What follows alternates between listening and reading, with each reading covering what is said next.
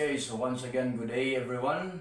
We have a new lesson this day, and that is addition of fractions. Okay, and so by the way, sa mga beginners or sa mga high school students or elementary students nga wala pa naka-memorize sa multiplication table, so importante kayo nga inyong memorization kay maglisod mo og solve og ing-ani kung wala pa mo naka-memorize sa multiplication table. So I suggest nga kinahanglan ninyo i-memorize gyud ning multiplication table. Okay? So let's proceed to our topic this day. So addition of fractions. So there are two kinds of fractions, which is similar fractions and dissimilar fractions. So what is this similar fraction? Similar fraction is parehas sila og denominator.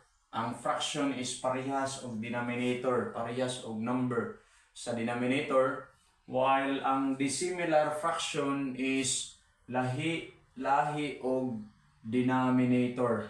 Okay? So, ako ipakita karon kung saan man pag-solve ani. So, mas dali ra ni ang similar fraction kay pareha ra man siya og denominator. For example, nga gihatag diri is 2/7 plus 3/7. So, dali ra kay na siya. Imo rang i-add ang iyahang numerator. Okay? So, 2 plus 3, that is 5, and then kopyahon na nimo ang iyahang denominator, which is 7. So the answer is 5/7. Okay? Next is, another example is 4/9 plus 1/9. Similar fraction gihapon, parehas og denominator, imuharang kopyahon, and then i-add ra nimo ang numerator. 4 plus 1, that is 5, copy the denominator, which is 9. Okay? And then, last example is 5/8 plus 6/8. So, once again, kopyahon na nimo ang denominator, which is 8. And then, 5 plus 6 is equals to 11. And so, ato ang gi-round off ni siya, 11/8. Why? Because this is gitawag nga improper fraction. Improper fraction is mas dako ang iyahang numerator kaysa sa denominator. Okay?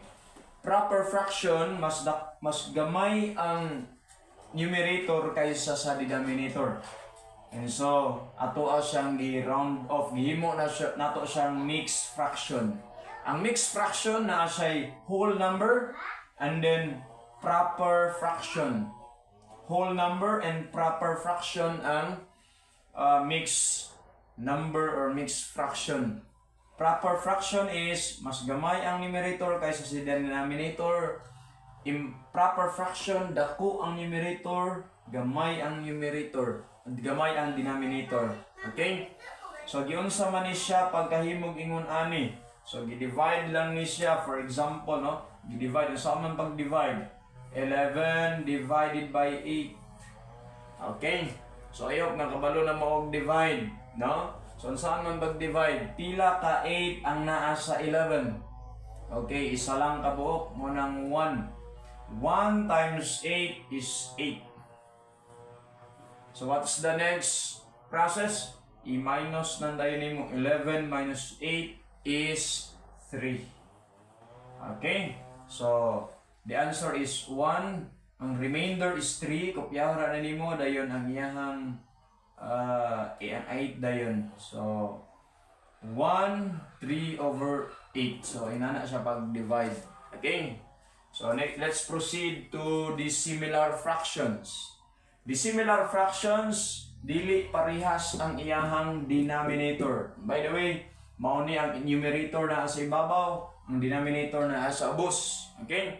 And so, 1/3 plus 1/4. So, unsaan man siya pag solve. Okay? So, first of all, pangitaon nato ang LCD. So, unsa man ang LCD? Least common denominator. Unsa man pagkuha sa LCD? Okay, so imo lang kopyahon ang denominator nga 3 and then ang 4 po dayon. So atong kuhaon ang iyahang LCD. Unsa man pagkuha? Dali ra siya. Kopyahon ra nimo 3. 3 plus 3 is 6. 6 plus 3 is 9. 9 plus 3 is 12. 12 plus 3 is 15. So that is the multiples of 3, ha? 3 plus 3, 6 plus 3, 9 plus 3, 12 plus 3, 15. So diha lang tataman. Ato nang tanaw niya, makuha pa nato ang LCD niya. Okay? And then, ang 4 na po dayon. 4, kopyahan na nimo. Okay? So 4 plus 4 is 8. Plus 4 is 12. Plus 4 is 16. Okay? So on and so forth. So I think nakuha naman nato ang LCD. Okay? LCD means common nila, least common denominator. Ang pinakaubos nga common nila. So, that is 12. Okay? Sa uban nga solution, pwede po siya nimo i-multiply na lang diretso 3 times 4. Pero pag dagko na og numbers, again, lisod na po in times din mo, lisod na. So, kinahanglan ko ano mo LCD. Pinaagyan ni nga process. Ug napoy daghan nga paagyan ni ako kuan sunod sa tuang video. So, nga nila atong kuan para mas dali siya. So, 12 ang iyahang LCD. So, sa atong next step. So, kopyahon nimo 1 over 3 plus 1 over 4 is equals to, kopyahon nimo ang iyahang LCD una, which is 12. Okay? 12. So, what's the next step? 12, i-divide din nimo siya sa 3. 12 divided by 3. That is what? 4. Okay? Di-divide na siya. Kani siya, gi-divide. Okay? 12 divide 3 is 4 times 1. So that is 4. Okay? 12 divide 3, 4. That is 4. Times 1. That is 4. Next is 12 divided by 4. That is 3. 3 times 1 is 3. Okay? So mo na nakuha na siya 4 plus 3. So what is the answer? 4 plus 3. Add lang na nimo, ang result is 7. Over 12, kopyahon na nimo ang iyahang LCD. Okay? And so next question or problem is 2 over 3 plus 1 over 2. What is the first step?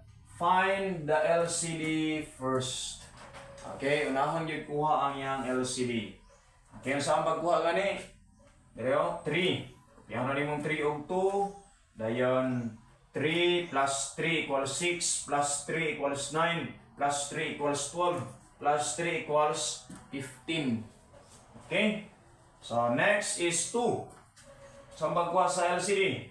Kaya itong kopyahon tanan nga multiple sa 2. 2 plus 2 equals 2 plus 2 equals 4 plus 2 equals 6 plus 2 equals 8 plus 2 equals 10 plus 2 equals 12. Okay?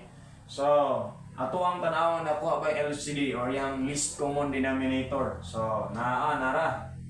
Ang yung least common denominator is 6. Okay? So, kopyahon na rin mo yung problem 2 over 3 plus 1 over 2 is equals to, unahon ni mo ang iyahang LCD nga 6. Okay? Yun sa man ipagkuha ang 4 plus 2. Nara. 6 ang LCD gi-divide nimo siya sa 3. Okay, ganun sa to, gi-divide. 6 divided by 3, that is what? 2. Okay? And then, i-times din nimo sa 2 na numerator. So, 2 times 2, mo nang 4 ang iyang answer diha. And then, 6 divided by 2 is 3. Times 1, that is 3. Okay, 3 na siya. That is 3. 6 divided by 2 is 3 times 1. That is 3 ang iyang answer. So, 4 plus 3, that is 7. Okay? 4 plus 3 is 7. Okay? And then copy ang iyang denominator nga 6. Okay. So, kani siya, this is improper fraction man siya, ato ang himuon og mixed fraction. Kaya mas dako ang iyang numerator kaysa denominator. Saan ganito? I-divide nimo. 7 divided by 6. Okay? Okay, pila ka 6 ang naa sa 7? Only 1. Okay? 1 times 6 is 6. And then i-subtract na nimo. 7 minus 6 is 1. So the answer is 1. Ang remainder is 1. And then kopyahan nimo ang 6. So the answer is 1 over 6. This is the final answer. Okay? Na may mga pangutana, pwede rin mo mangutana. Okay? So that's all. God bless everyone.